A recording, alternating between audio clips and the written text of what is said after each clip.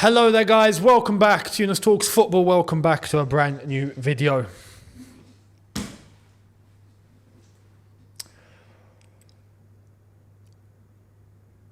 It's funny, yesterday in my preview, I put 1-1, don't be surprised if Chelsea were to leave with nothing though.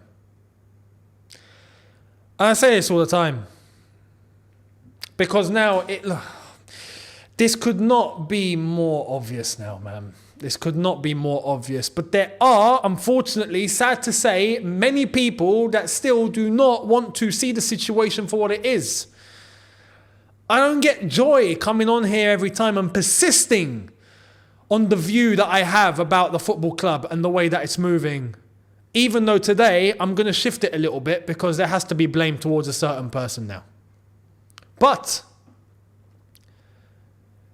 there are a lot of people that are in denial. And a lot of people that can't face to deal with the music. They can't face hearing the music. They don't want to hear the truth. They don't want to hear what's actually happening. They just want to shut it out and just pretend that it's not happening. I'm not going to do that. I'm not being negative just for the sake of being negative. That's not me. You've known me in times where I've been absolutely ultra positive because the club was moving fantastic. I will say it for what it is. And no one's going to stop me. And I will say it without hesitancy because it's obvious and it's clear and we cannot shy away. And I truly believe that if you care about something, you will try and rectify the wrongs that are there and you will call it out. Because if you don't and you try to wrap everyone around in cotton wool and you try to pretend that everything's okay, you are not helping them. If I see someone doing something wrong persistently, it's the same thing over and over and over and over again. And I go, don't worry, just keep going. You'll be fine. It's okay. What am I doing? I'm doing more damage. But unfortunately, this isn't just Chelsea. This is society nowadays. We have to wrap everyone around in cotton wool and just pretend that everything's going to fix itself.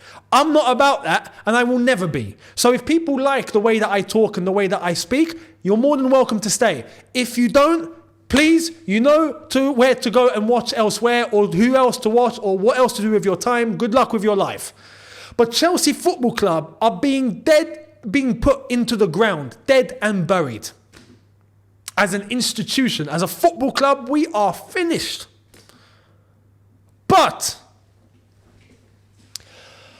I'm not just going to come on here today and talk about the owners and the structure and all of that, because respectfully, we've done a lot of damage there and that's not going to be solved tomorrow. In order to solve this problem, that's got to be addressed in January. If we're serious and we're going to try and change some of the pedigree in this team that we don't have, we're actually going to try and get some players with experience that can show some leadership, that can take the team and the squad by the scruff of the neck, that can set an example. We reverse our whole transfer policy. We reverse our whole recruitment policy. We actually put people in place that actually know what they're doing, then fair enough, but that can only come in January. That's not going to come now. We've done a lot of damage, and unfortunately, that is going to continue up until the end of this month at the bare minimum.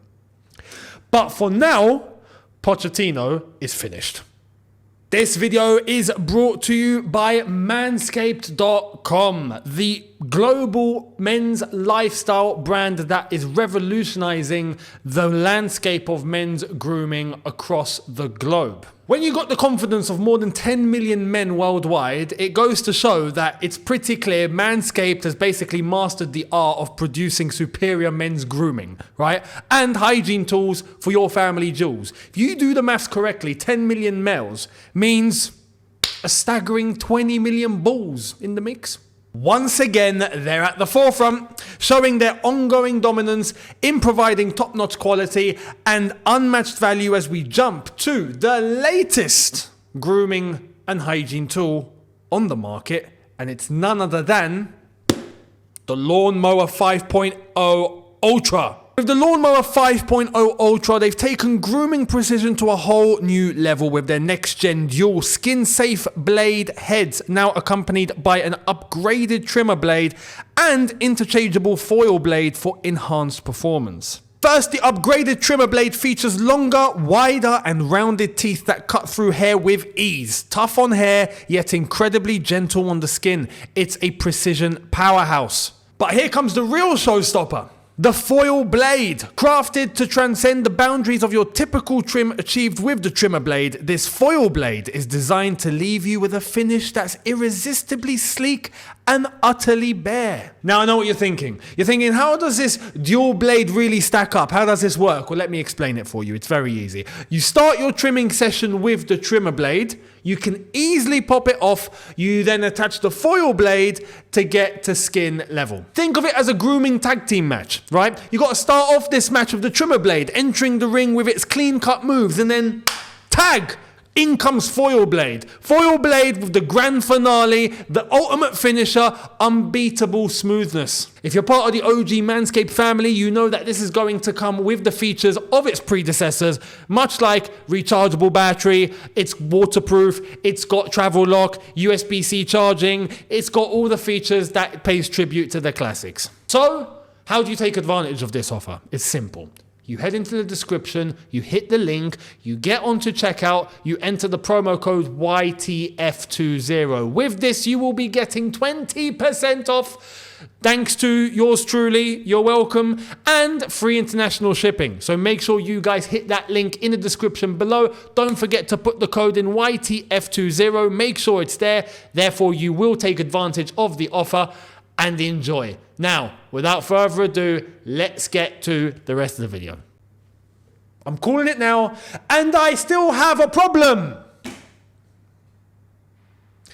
If this was under Roman, if this was, in the past, Pochettino wouldn't have even been hired in the first place, I reckon. And if he was, we start putting in performances like this, mate. Pack your bags and see you later. And we would all be okay with it. And then we'd be looking towards the next gaffer to come in. And we know that it would be someone that we'd be looking and going, okay, we move. Let's go. Let's go again. Unfortunately, the problem that we have here is, yes, Pochettino needs to go at this point. He's cooked. He's finished. But who's coming in after him? I don't trust this football club to bring in someone proper. Do not be surprised. Do not be surprised if we were to get rid of Poch and we start hearing that we've approached Brentford for Thomas Frank, or we're trying to get Jesse Marsh, or we're going for someone who did they put? Bob Bradley or someone. In the watch long, someone in my comments put, we're going after Bob Bradley because he's American. I wouldn't be surprised. I would not be surprised. That's my concern now. My concern is that we're going to get rid of one problem and we're going to bring in a bigger problem. That's what I'm scared of with the way that our club's being run. We're just going to accelerate the failure. But in regards to what we saw today, in regards to what is happening, in regards to the way that things are moving, it's a calamity. And Pochettino today just proved that he has no idea what he's doing. The players are the players, and I sympathize with the fact that the level that they have is the level that they have. I understand that. I understand. That's our recruitment. That was our strategy, the way that we were going to do things, the way we were going to rebuild Chelsea. We've completely just thrown $1 billion out the window. We've not thrown $1 billion out the window financially. Trust me, as I've said before, these owners and the way that they're running the club, they are not stupid on a money level. They know what they're doing financially, but they've sacrificed the footballing aspect, and we have been put in the bin on a footballing level because of a way to generate income and a way to generate money. In a quick sense, at least a model that's going to take them over the next 10 years or now the next 8 years and put Chelsea in a position where financially they can generate as much profit as they possibly can and possibly even leave. But in regards to the football and the standards and what we are on the pitch, it's a disgrace. It's a disgrace. It's not even a disgrace. What's below disgrace? It's incredible. We conduct all of that business. We finish mid-table. We finish 12th. The next season, we're heading there again. And we're on 1 game a week. And we face the first real test of the season. We're in December. We're playing multiple games a week now. Whoa, big deal. And this is what we're doing. And we can't even turn to the senior figures in the team. All bar Thiago Silva, but he's 40. Like I've said, Thiago Silva's about to retire tomorrow if he could. And he's going to call it a day. He's had a career. He's done everything that he can possibly do in the game. Good luck to him in his retirement. We shouldn't even need to expect much more from Thiago Silva. That's it. His prime was 10 years ago. That was his prime. And he's still moving the way that he's moving. So respect. But Sterling is the senior figure that we're looking to in the team now. You know? That's what we're doing. He misses what he missed, which I cannot get over. The fact that he got to 90 minutes is criminal. Criminal that he got to 90 minutes. Criminal. He should have been hooked immediately. You do that. You've got two players, as bad as they've been. Well, he had Jackson and Cole Palmer, if I'm not mistaken. Cole Palmer was, not just him, everyone, completely off, right? But Jackson, horrible. But two of those players in an onside position, you get the ball past to them, they've got an open net. The size of the Grand Canyon. All you got to do is tap it straight. 2 meters and it's gone into the net and you're 1-0 up. Mr. Sterling wants to be seen as, I don't know, Martin Luther King. Or, I don't know, Gandhi. Or he wants to, I am the saviour, I am the one that's come in, it's me, I am the reason. Mate, who the hell do you think you are? Who do you think you are, my brother? And he misses that instead to square it. Yet, my problem isn't even there. He didn't get hooked. He stayed on the pitch. And it sends the message that it's okay. Guys, all right, just keep going. You'll be fine. It's not fine. It's not fine. People need to get this crap mentality out of their heads. This is not okay. Why are we dropping all of our levels, all of our standards? Why are they in the bin? Even with the lack of ability in the players that we have now. But I'm sorry, someone's got to push them. Someone's got to push them, man. Someone. The senior figures are not doing it. Pochettino's not doing it. Someone's got to call it out, man. This is a joke. Unfortunately, there are many people that are just happy to just, well, what can we do? We'll just wait. Not me. Sorry. No. Hell no. That's never me. That will never be me. So I will speak. I will do what I can do. But we've got the issues that we've seen time and time again. But at the bare minimum, despite the poor levels that we have in the team and the players and their ability, right? I understand that. But we should at least see a system, see some combinations, see some certain moves being made, certain runs into certain avenues, into certain positions of the pitch. I find it crazy that an Ange Postecoglou can walk into Tottenham and you see a pattern. They're inconsistent, but you see what the job is. You see that there's something happening in the training ground. You see that they've been working on something. What do we do in training? Again, I asked the same question like I asked under Graham Potter because I knew nothing was happening there and I'm pretty certain nothing's happening here. What do we do in training? Nothing. Absolutely nothing. And then Poch, you know what? Poch's like, oh, we're going to train on Christmas Day. Might as well not. Just give them Christmas off. Screw it. You give them 1 day off, 2 days off, no days off, 365 days working, no holidays, or you give them 5 weeks holiday. It's the same. Poch is gone. He has no control. He has no imprint on this. He has no blueprint. There's no system. There's nothing. The bare minimum we're asking, at least from the manager towards his players, and we're not getting that. So for that, he's finished. But like I've said, and I wouldn't be surprised, and I actually advocate, I think his time is done. He needs to go. But, what comes after him? And this is why I constantly look upstairs. Because if upstairs were serious, Poch wouldn't have been hired in the first place. Tuchel wouldn't have been sacked in the first place. This is the problem. Now, the problem isn't just with Poch solely, because if it were down to me, he wouldn't have been hired in the first place. You knew my feelings towards Poch from the get-go.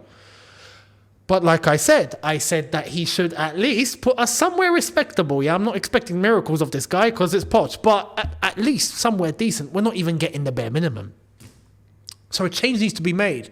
But I do not trust upstairs, and I do not trust recruitment, and I don't trust these owners to go in and get what this team actually needs, man. Some elite levels that are going to be brought in. We don't have that. We have a window to be able to do that, and that's now. You allow that to go on for a third season, and we keep the same level, and then a fourth, we're finished. At that point, Chelsea actually officially become a mid-table team. We become Crystal Palace. With all due respect, I'm going to start naming teams, but it is what it is. We become Palace. We become Everton. We become Nottingham Forest. We become teams that you expect to finish 13th. We become that. That's it. That will be us.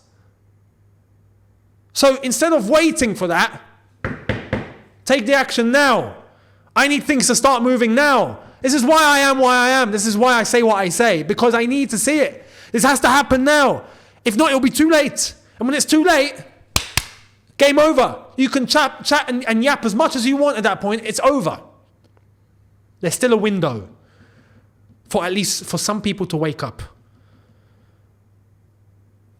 Respectfully, Poch, finito. Recruitment's been a mess. January, things need to be addressed. And then by the summer, we need to have changed the entire model. 100%. This can't go on. This cannot continue.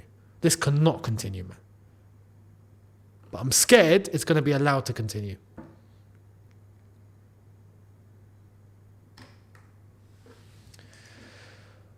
Let's see what happens.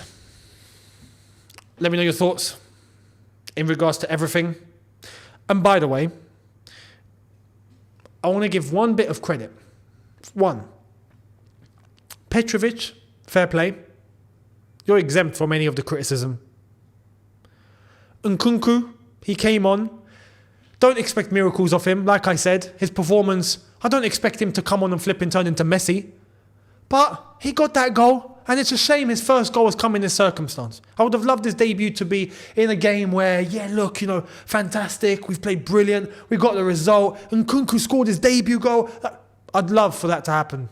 Unfortunately, no. So Nkunku, thank you. But I look forward to seeing how you're going to get better.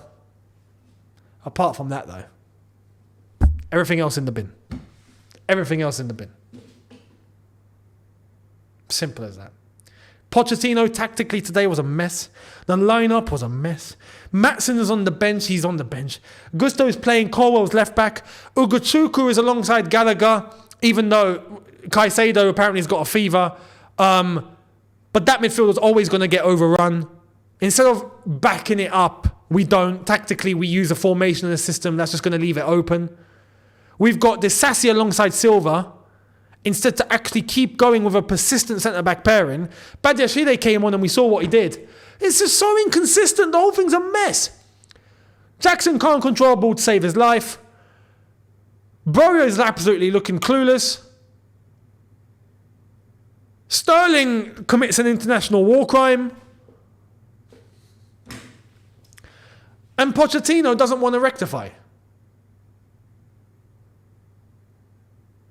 And then we get later on into the game, and then he just starts winging it. The substitutions were him just winging it. Absolutely just...